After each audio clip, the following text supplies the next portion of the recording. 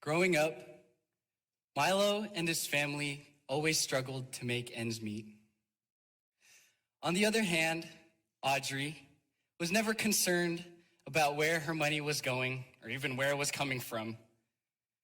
And so, when unfortunately for their children, they realized that their marriage wasn't going to work out, Milo suddenly found himself without much money again. And so when it came time to stand before a judge, Milo felt he was well equipped with his diligent research on the internet and whatever phone calls he made to professionals. And so he looked to the other side of the courtroom and he saw his ex-wife, but she wasn't sitting alone. She had an attorney. And so he looked over to his own side and he saw, reminding himself that his seat was still empty. Milo had no attorney. And so that case went as well as you'd think it'd go. The judge handed down his verdict, and it was a raw deal. Audrey won legal and physical custody of their children, while Milo was limited to only limited visitation. Bummer. It's a horrible situation. But situations like this is happening all across the country. Over 36 million parents, tenants, patients, consumers, immigrants, and employees, all making between $0 and $38,000 a year, living under the federal poverty line, experience at least one civil legal problem a year. And these civil legal problems deal with the most basic necessities of human life: healthcare, housing, and just maintaining their own income.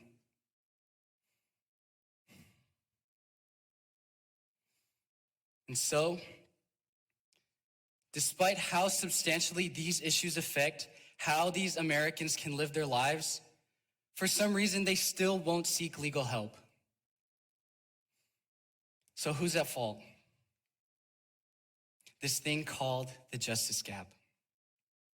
Now, the justice gap is the difference between the civil legal needs of low-income Americans and the resources that are available to meet those needs. Now, this disparity is caused by the high cost to access professional legal services, and that high cost, in turn, is caused by the low supply of attorneys who are willing to work with a lower salary in order to work at a legal aid organization. And those low salaries, in turn, is caused by the lack of funding that legal aid organizations receive. And in California specifically, one of the main causes for the persistence of this justice gap is something called the knowledge gap.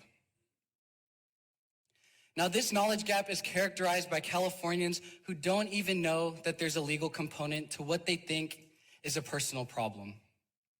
It's also characterized by Californians who choose to deal with their issue independently, who are too worried about how much it's going to cost, and who are too afraid to take it to the courtroom. And so now that we've briefly discussed what the main causes of this justice gap are, what are some of its effects?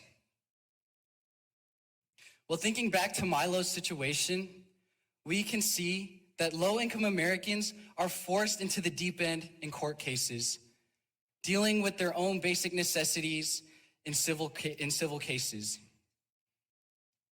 And because of this, they are skewed to lose their cases.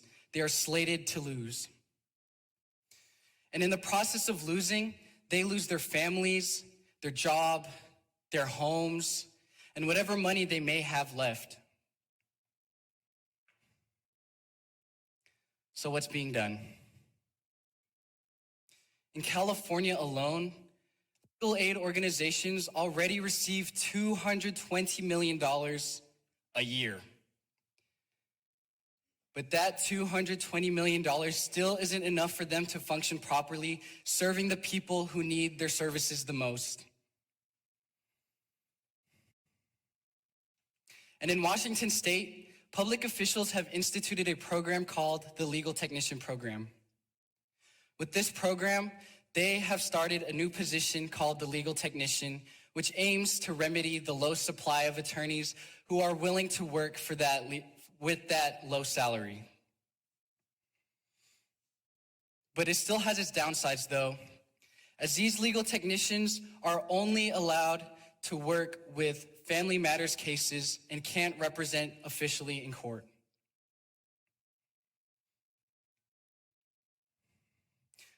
So seeing that $220 million in funding a year isn't enough to fix this justice gap, what can a high schooler even do?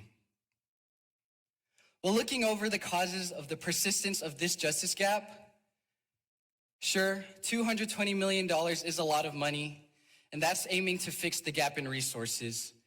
But that gap in resources isn't the only reason for the persistence of this justice gap.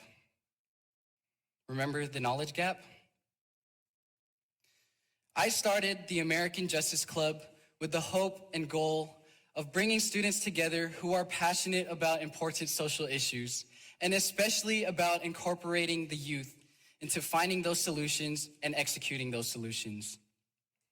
With the justice gap in mind specifically, my group, the American Justice Club, our guest speakers, our civic projects, our volunteer work, and cooperation with local bar associations, we work to educate other students about how the civil legal system works, what their civil rights are, and where to find resources, hopefully preparing them for the day after they receive their diploma.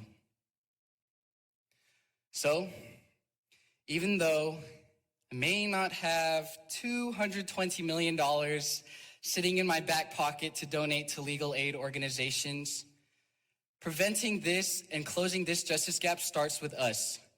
We can educate ourselves and educate others on how to be prepared for when they experience a civil legal issue that's very, very real. And through this, we may even inspire the next generation of lawyers, of legal aid attorneys, of judges, of public defenders, the change makers who will bridge the disparity between Americans and justice and finally close this justice gap. Thank you.